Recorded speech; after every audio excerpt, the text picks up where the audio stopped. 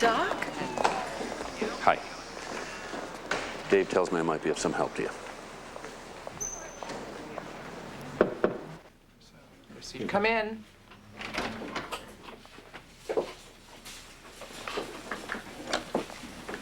There's no need for you to have an attorney present. I'm not a lawyer. I'm a friend of the family. This is Jim Peterson, Dr. Abisak. This is Dr. Allison, the pediatric neurosurgeon I mentioned to Lori. How do you do? Hi. Please sit down. I examined Robbie this morning and reviewed his record. We have his procedure scheduled for tomorrow morning. I'll just need the signed consent form I gave you so we can process the paperwork. The Reimulers have decided to go in another direction. They're going to enroll their son in the ketogenic diet program at Johns Hopkins. I told Lori what conditions for safe transfer must be met, including a medical doctor to accompany Robbie. Now, I personally don't know of a single MD who would endorse the kind of foolishness she's proposing to subject her son to. Of course you don't.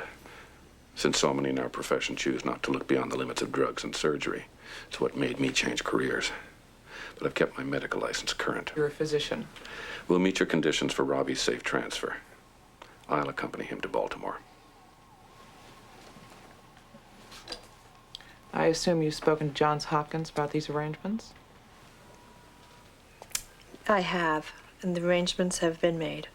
They're expecting us. Dr. Peterson, I assume you know all the evidence in favor of the ketogenic diet is anecdotal.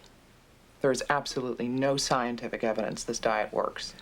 When you say scientific evidence, if you mean double-blind studies, then I have to ask you, where are the double-blind studies on the effects of the interactions between all the drugs you've had Robbie on?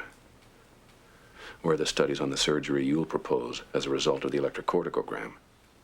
Dr. Abisak, to arbitrarily pretend that your treatments for epilepsy are science and then argue against a ketogenic diet seems to me to be the cruelest of double standards.